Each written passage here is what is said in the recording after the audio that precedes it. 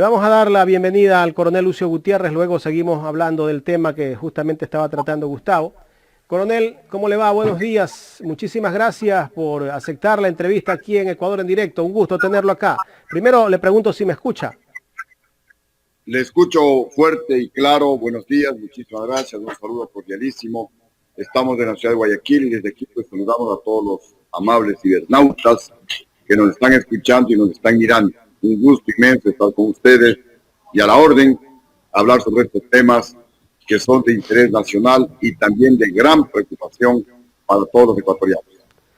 Gracias, coronel. Estamos también con Gustavo Jiménez desde Exteriores. Primero, pues le consulto, ¿ya se dio una vuelta al país recorriendo a las provincias y a los cantones? Estamos justamente en ese proceso. Hemos iniciado por la provincia de Guayas, luego estaremos visitando las otras provincias, la de Los Ríos, la de Manabí, la provincia de Santo Domingo de los Áchilas, luego vamos a Esmeraldas, Carchi, Imbabura y Pichincha. Ahí haremos un alto para retomar recorridos por la otra mitad del territorio nacional. Le voy a dar paso a Gustavo Jiménez para que plantee la primera pregunta. Gustavo. Gracias, Jaime. Coronel, buenos días, mucho gusto y bienvenido a los especialistas.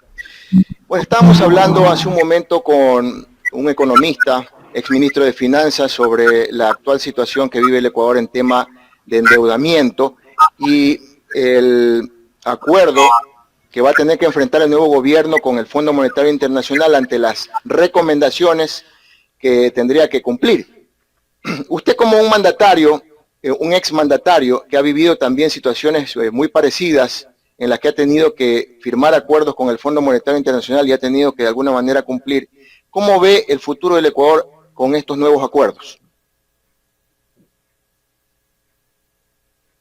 De la presidencia de la República, ustedes recordarán que el presidente Gustavo Noboa dijo: no voy a dejar la mesa servida, y efectivamente no pagó sueldos y salarios a los municipios 2 meses, a las prefecturas, a las Fuerzas Armadas, a la Policía Nacional 2 meses, a los trabajadores de la salud, a los maestros 2 meses, a las federaciones deportivas 6 meses, no pagó los servicios de la deuda externa ecuatoriana, una situación realmente muy difícil, muy compleja, pero nos pusimos a trabajar, hicimos un acuerdo con el Fondo Monetario Internacional y el país salió adelante.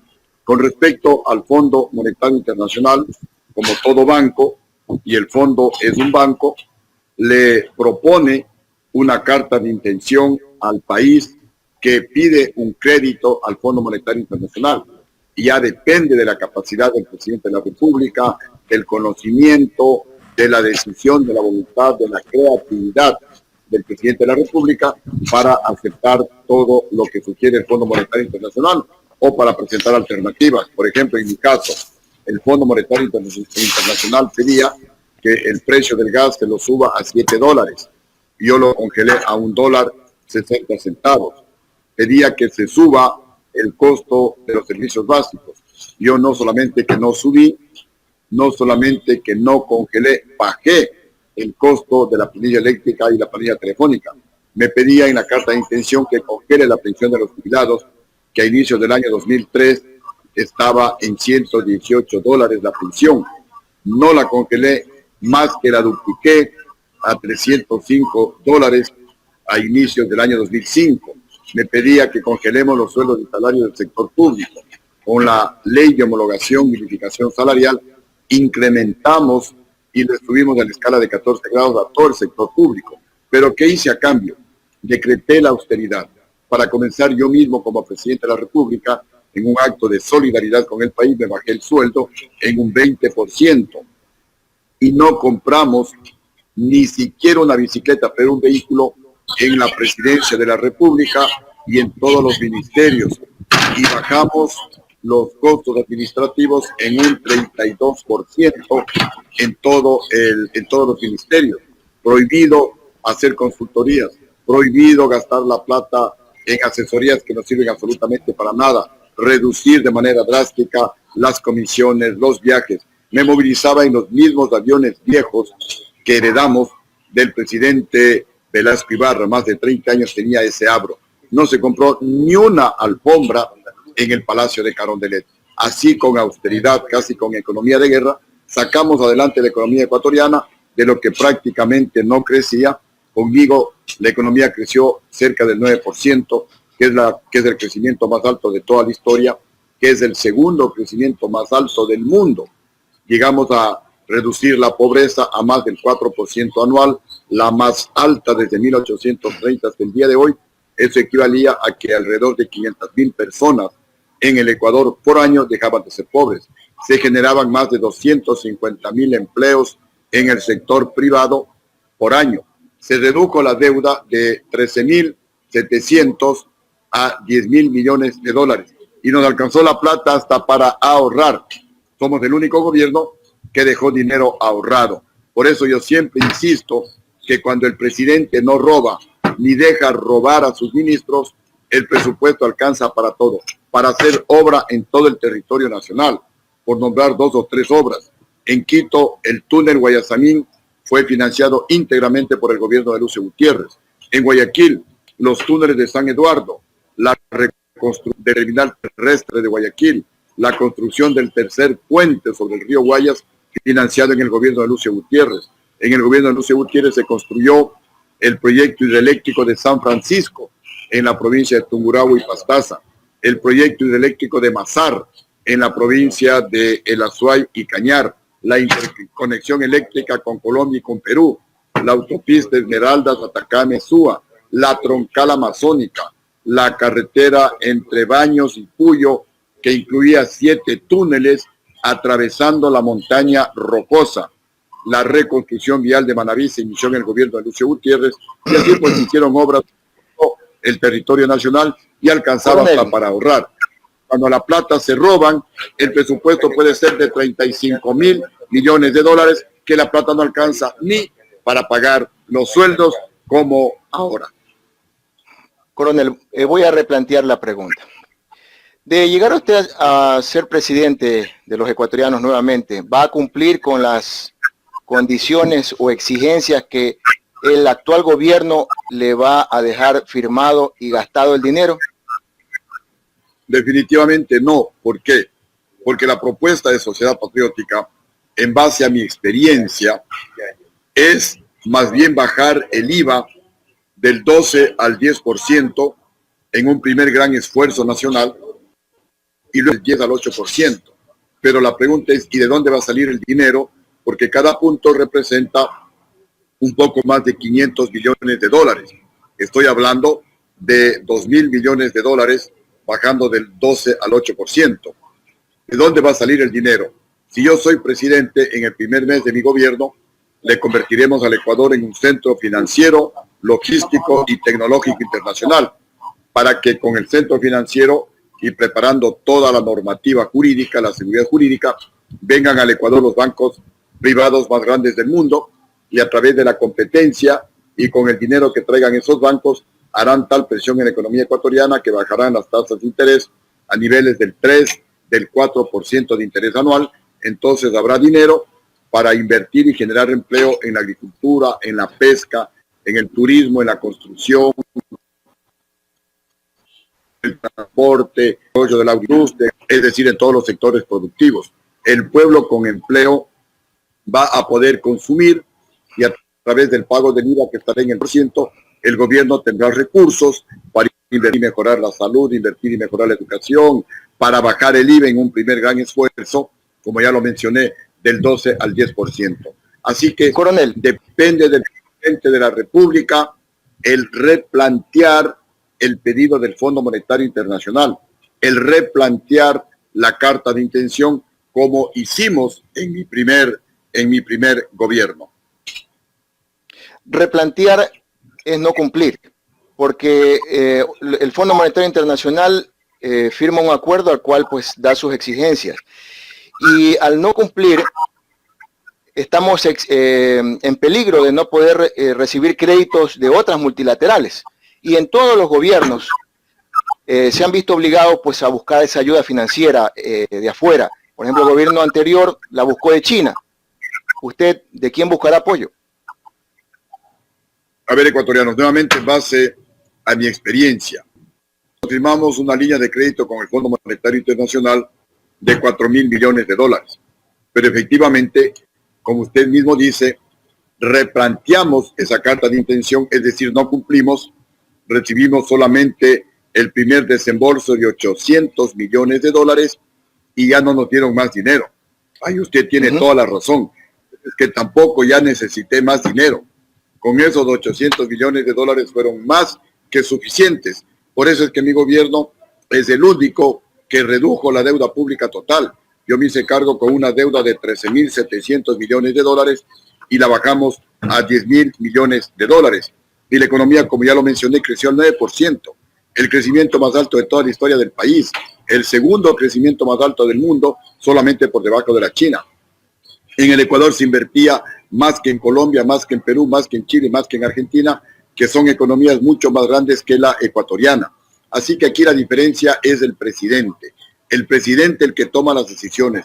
El presidente con voluntad política para cambiar positivamente al Ecuador. El presidente con experiencia, como la experiencia que la tiene en la actualidad Lucio Gutiérrez.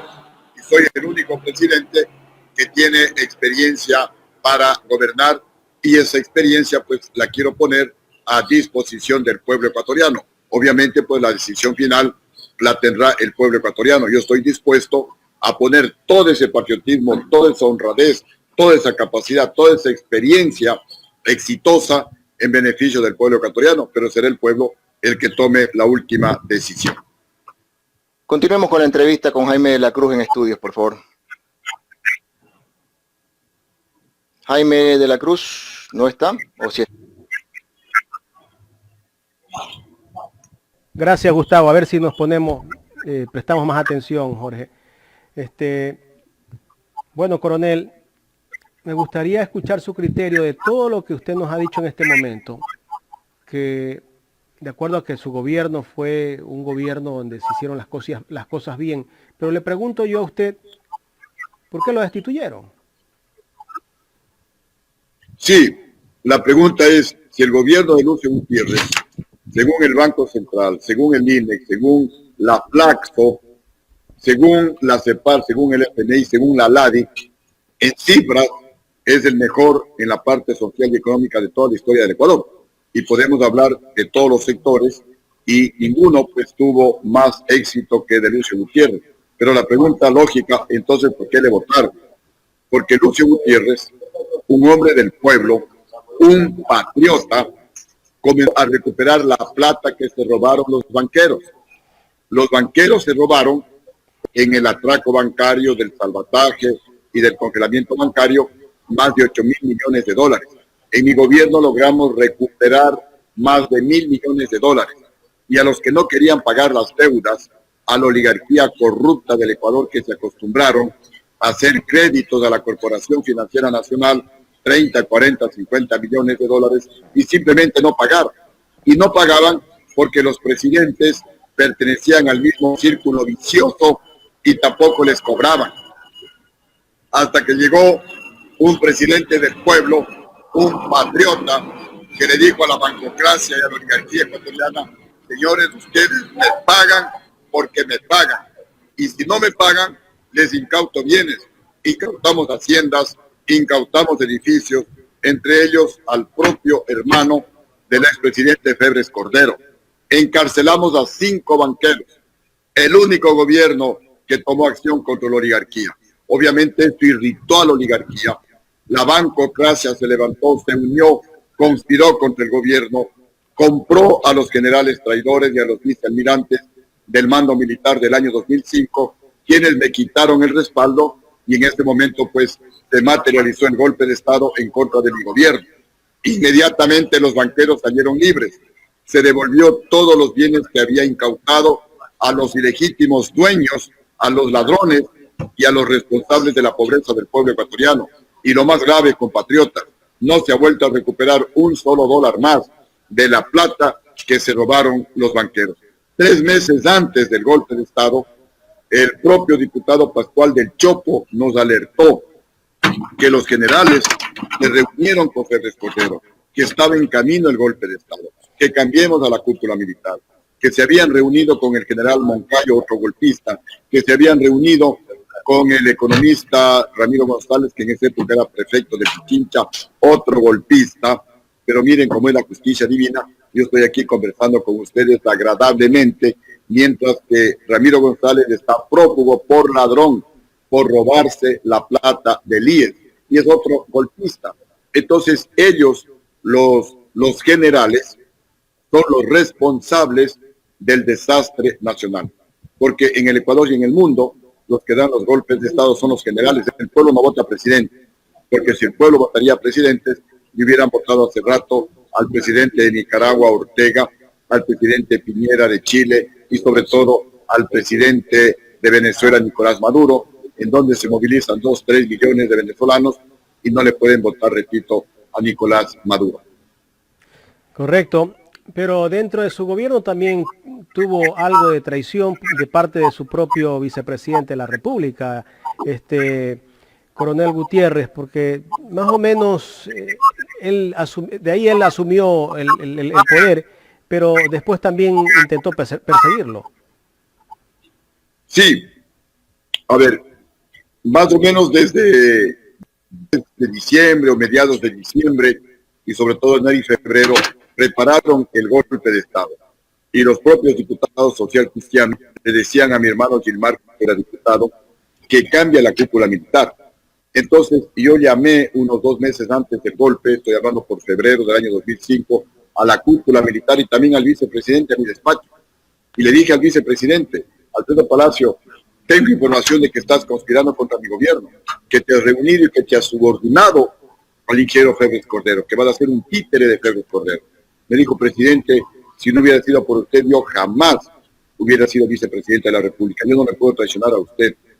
Y le creí al vicepresidente Alfredo Palacio, pero eso no me duele, porque en realidad él puede ser una persona ambiciosa, traidora, pero lo que sí me duele es la actitud, es la mentira, es la deslealtad del mando militar. Igualmente les dije a los generales, sé que están conspirando contra mi gobierno, me juraron lealtad, que jamás podían traicionar al primer militar que democráticamente llegó al poder. Y yo les creí a los generales mentirosos, a los vicealmirantes traidores, y no las advertencias de mi hermano Gilmar, que me daba con nombres, que me decía, Pascual del Chopo me insiste, casi que me implora, que cambies a la cúpula militar. Le trajimos a nuestro embajador, al general Wilson Torres, embajador del gobierno ecuatoriano en Colombia, para cambiar al ministro de Defensa, para cambiar a toda la cúpula.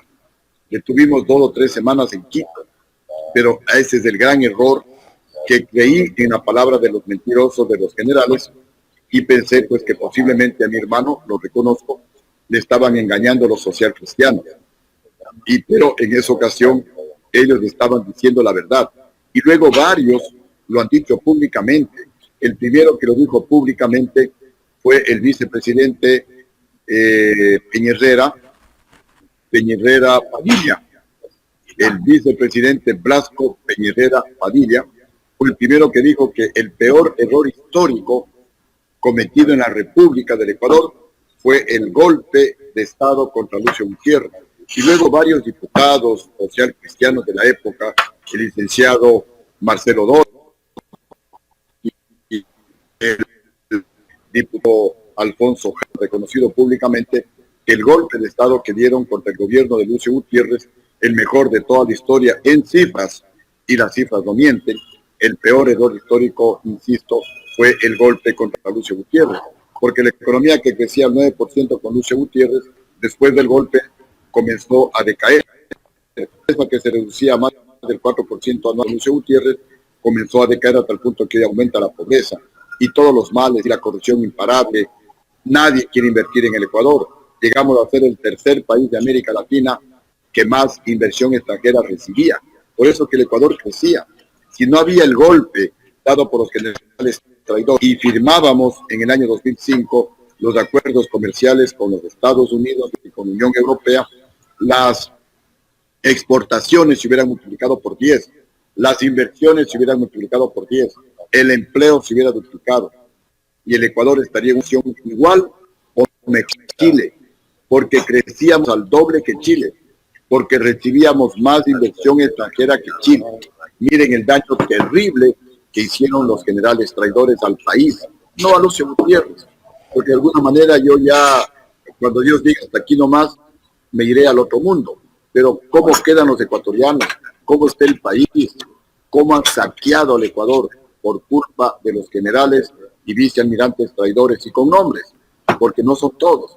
Es el vicealmirante Víctor Hugo Rosero Barba, el vicealmirante Manuel Zapater, el general Luis Aguas, el general Luis Villús, el general Hernán Ayala, este último comandante de la Fuerza Aérea, y el jefe de Estado Mayor, el general Hernán Ayala. En todo caso, vamos con otro tema, coronel. Hace poco había un posible acuerdo con el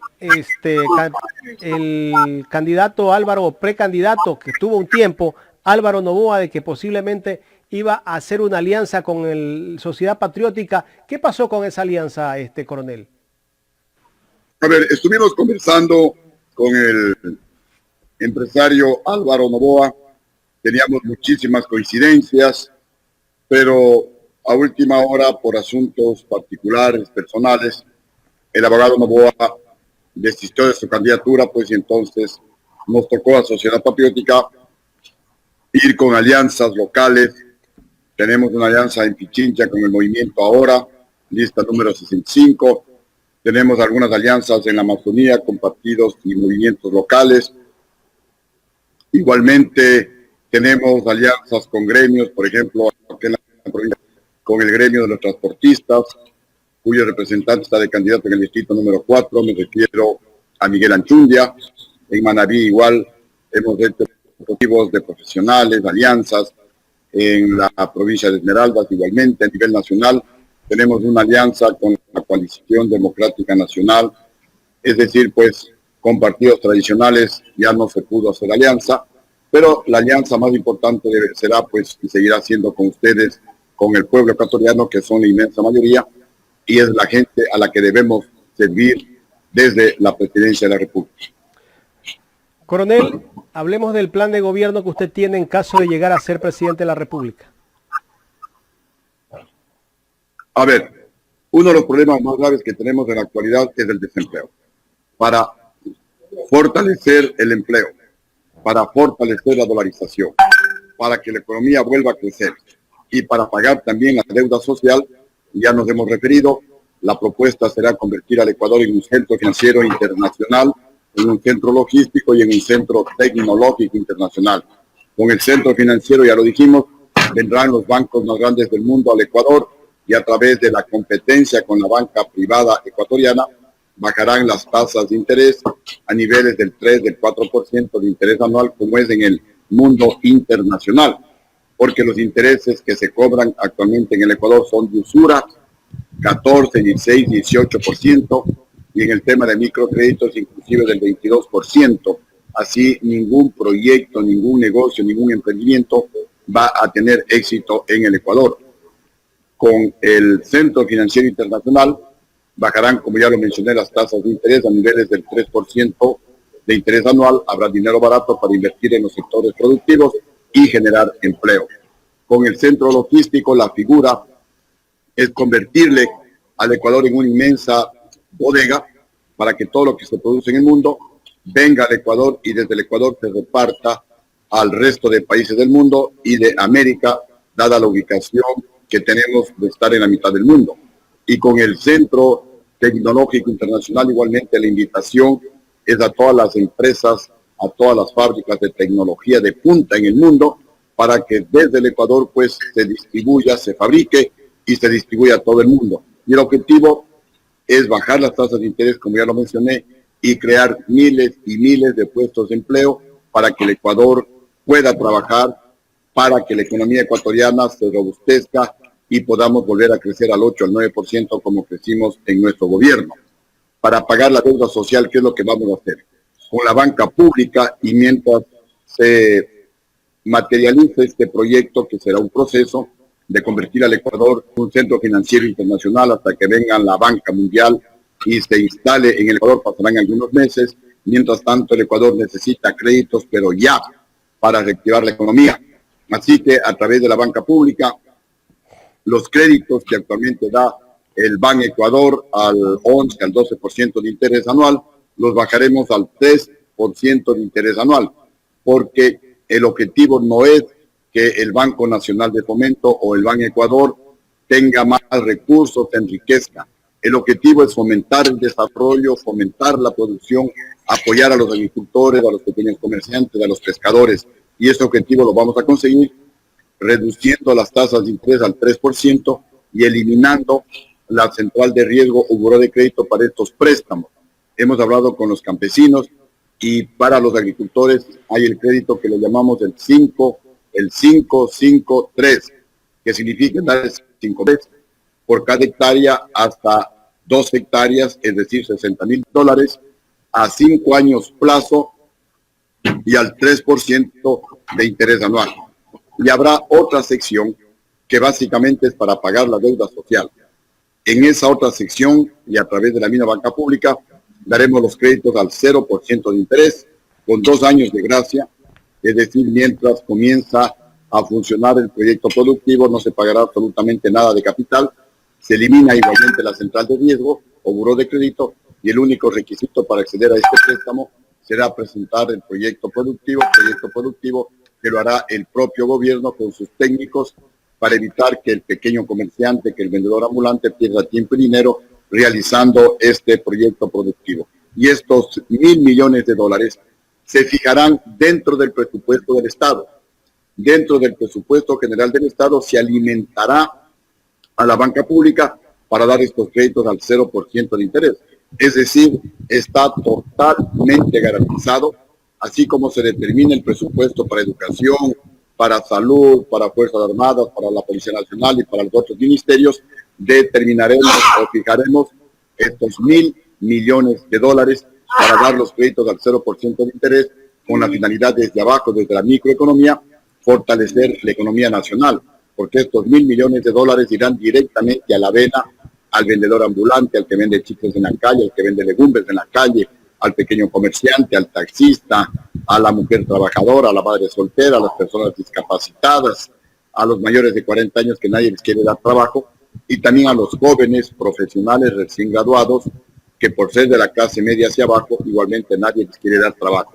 Para todos ellos serán estos créditos al 0% de interés, con lo cual al mismo tiempo que pagamos la deuda social que tiene el Estado ecuatoriano desde 1830 hasta el día de hoy, al mismo tiempo, generará miles y miles de puestos de empleo, que justamente este es el pedido más lacerante, es una imploración que tiene el pueblo ecuatoriano, porque la inmensa mayoría, el 80%, están desempleados.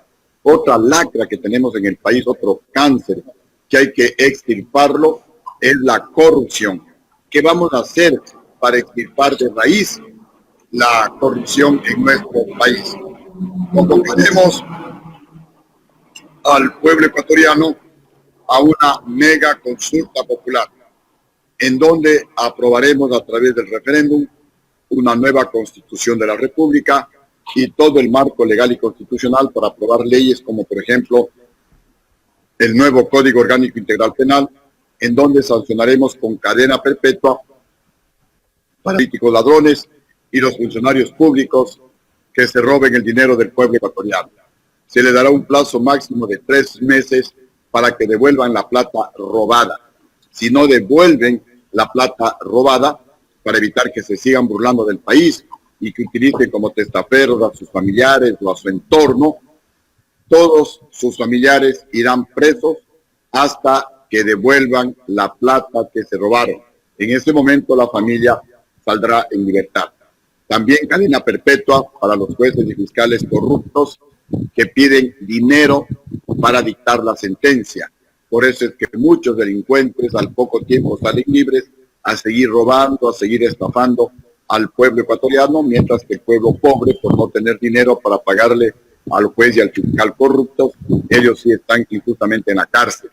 También cadena perpetua para los consejeros del Consejo Nacional Electoral que, violando la ley, favorecen a determinados candidatos, como hoy estamos viendo, y que también a través del fraude electoral, como ya hemos vivido en el Ecuador en las últimas elecciones, favorecen a determinados candidatos por los que el pueblo no votó.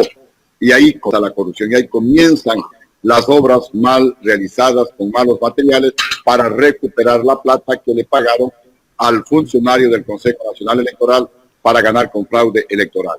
También cadena perpetua para los sicarios, para los violadores de niños y de niñas y para los crímenes de femicidio. Y todos estos presos comerán con el sudor de su frente. Ya basta de que sea el pueblo ecuatoriano el que siga manteniendo a estos presos que, a más de perjudicarnos, pues obviamente el pueblo con sus impuestos mantiene a estos presos. También aprobaremos la llamada ley de confiscación y justificación de bienes, de tal manera que todos los políticos ladrones que no puedan justificar sus fortunas, por lo menos desde el año 2000, pasando por mi gobierno 2003-2005 hasta el año 2021. Si no pueden justificar sus fortunas, tendrán que devolverlas a sus legítimos dueños, el pueblo ecuatoriano. Porque ahí en San Borondón, ahí en la isla Mocolí, en las mansiones de la playa, en las mansiones de Miami, en las avionetas, helicópteros, yates de lujo, ahí está la plata del pueblo. Ahí está la plata por la que no hay medicinas en los hospitales. Ahí está la plata por la que están cerradas las escuelitas rurales. Ahí está la plata por lo que no se construyen nuevas universidades para que el pueblo pueda estudiar. Así que, si Lucio es presidente, les vamos a incautar todos esos bienes mal habidos, como ya lo hicimos en nuestro primer gobierno, inclusive al propio hermano del expresidente León Febres Cordero, que era deudor moroso del Estado ecuatoriano, le incautamos bienes, porque para eso debe ser electo presidente de la República, para poner orden, para poner honradez, para cobrar las deudas a todos los ladrones y para favorecer al país con preferencia a los más pobres de la nación. Coronel, quiero agradecerle, pero antes de agradecerle, quiero decirle, bueno, ¿cómo están las encuestas, su candidatura? Por ahora, pues, en algunos casos nos dan el 3%, todo 3, hacen las encuestas, que por lo menos habrá que multiplicarlas por 5, porque depende de quién pague las encuestas. Entonces, nosotros nos valemos de las encuestas para trabajar 3, 4, 5 veces más de lo que estamos trabajando. Tal como lo hicimos la primera vez, en la que nunca aparecimos en las encuestas, siempre estuvimos en los últimos lugares y sin embargo pues ganamos la primera y la segunda vuelta electoral. Luego me quitaron los derechos políticos en el 2006, no me dejaron a mí ser candidato. A última hora fue candidato Gilmar Gutiérrez, tampoco aparecía en las encuestas, no le invitaron al debate que me parece organizó Ecuavisa con los supuestos 5 finalistas. A Gilmar Gutiérrez no le invitaron porque no aparecía en las encuestas y sin embargo, si no había esa situación fraudulenta, dolosa, sospechosa de la empresa que contrataron los que dominaban el Consejo Nacional Electoral de nombre EVOTE, si no hacían toda esa mañana, Gilmar Gutiérrez hubiera pasado la segunda vuelta electoral y posiblemente hubiera sido el presidente de la República. Así que las encuestas sí nos sirven para trabajar mucho más, pero tenemos nosotros el norte definido. Queremos llegar a la presidencia de la República para servirte a ti, pueblo ecuatoriano, porque esta es tu lucha. Yo ya luché, yo ya fui presidente, yo ya hice en cifras del mejor gobierno de toda la historia del Ecuador. Hoy quiero servirte, pero tienes tú, ecuatoriano, que me miras, tú, joven, que me estás escuchando, el que tiene que empoderarse de esta lucha. Esta lucha no solamente es de Lucio Gutiérrez, esta lucha no solamente es de la Sociedad de Patriotas, de la lista número 3. Esta lucha es de todos los patriotas, de todos los honrados, de toda la gente honesta que quiere recuperar los valores éticos, morales, cívicos y patrióticos que fueron pisoteados por los últimos gobiernos.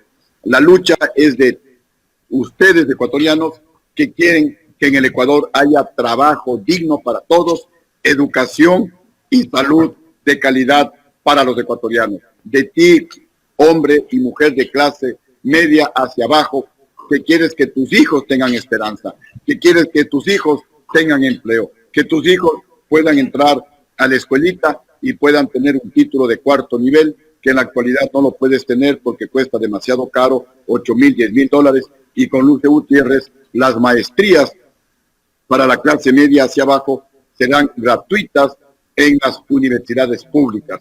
Si quieres ese cambio, piénsalo, la decisión está en tus manos, aquí tienes una alternativa. Pero si quieres que las cosas continúen como están, bueno, pues esa será la decisión del pueblo ecuatoriano. Yo ya he cumplido con mi obligación moral, con mi obligación patriótica de dejar la tranquilidad de mi casa, de dejar mis actividades particulares para este reto contra los más ricos del país.